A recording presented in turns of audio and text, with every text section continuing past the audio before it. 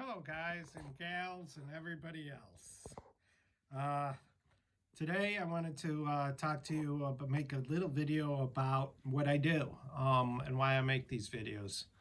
Um, I don't know. I moved to a new area where I have a little bit more accessibility to and supply of good speakers and audio gear.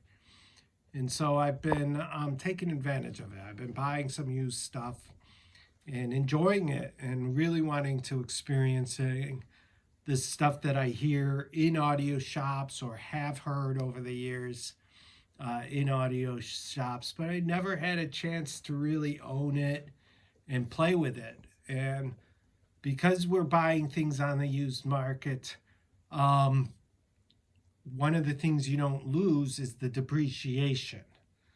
So when you want to buy a piece of equipment, if you look and look and look, you can get really good gear for pretty good cheap stuff. And I wanted to share some of these experiences with you guys. And that's why I've been making these videos for you, for everybody. And that's why I want to continue making them. I usually own the equipment about 6 months to a year, and then I sell it. Sometimes I make money, sometimes I don't.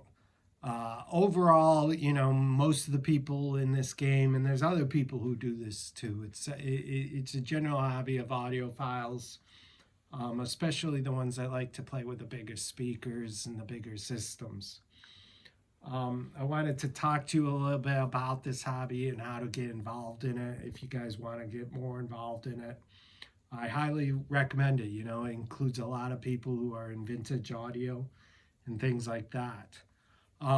What I do is I generally look at the auctions quite a bit, look at the local area Craigslist, and see if what speakers are available and what prices they are. When I see something on the auction, I start to do research in it, looking at AudioGone or Hi-Fi Shark, and putting it in there and seeing what speakers like it have sold for relatively the same price.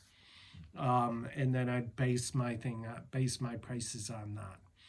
I tend to look for 10% below, 10% to 20% in profit if I was to sell it immediately, or if I can. And that's usually just to cover the various deals that don't go as well as I planned, or maybe I made a mistake on the price and offered a little bit too much. Or maybe I'm just going to take a loss because I bought a speaker that I really liked and it was in good condition, and it's going to find it a little harder to sell it for a different price. So that's basically what I do and why I'm doing all of this and the fun of it. Wanted to give you a few hints if you are engaging in this activity. A few things: don't be a jerk. You're welcome to your opinion, and everybody can share an opinion. And I really like that everybody can have an opinion. But you don't have to force everybody else to believe in your opinion. Just have your opinion and enjoy it. Enjoy other people's opinions. Always try to learn. If you do go on Audio Editions to see the gear you're buying, don't touch it. Just don't. I look at it, if I'm going to lay my hands on something, I'm going to take responsibility of it. If I'm looking at the gear, I'll touch my gear. I will not touch the volume control. If I want it turned up, I will ask for it to be turned up. I will not touch the other person's amplifiers and things like that until at least I'm talking to them. I would want them to demonstrate those things, check them out, see them. If you're buying speakers, there are a few things you can look for. The rubber surroundings on the speakers, they tend to get damaged or hardened. Foam or rubber can do this sometimes. They get hardened on they call them the surrounds around the drivers. That could be an issue. If they have any noise while playing, or if the driver doesn't move or isn't producing sound, you may need to find a new driver, so calculate that in the cost. There is a lot of supply for most speakers, but if the speaker is more rare, you may not find it. Most manufacturers go 20 or 30 years behind and make parts for it, depending on the manufacturer. But if you want to go beyond that, you either have to go to the aftermarket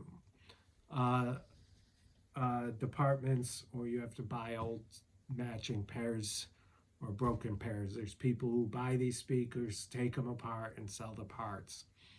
And they can even make a profit. They take the damaged ones. I've gotten some damaged ones and sold them to some people I know who also sell them and make new speakers out of them. So there's a lot of opportunity, and some people make money doing this. And if you're careful, you can make a little bit of money. It's not going to feed the family, but you might make a few bucks to take them down to dinner once in a while. That's basically everything. Welcome to being an audiophile. Enjoy the show. Send me any recommendations or comments on what you would like to see in the bottom. I'm always looking to test new equipment, so if you're interested in me demoing something, I'd be more than excited to do that, but I just don't want to sell my opinion on things. Tend not to give negative reviews, so it doesn't really matter. Most gear is good. There's only a few gear that I really would not recommend. And we'll be trying to keep the shows positive and just focused on speakers. I also would like to throw in some computer repair stuff and some computer, putting your computers together and helping people put computers together, because it's something else I enjoy. Anyways, hope you like my show.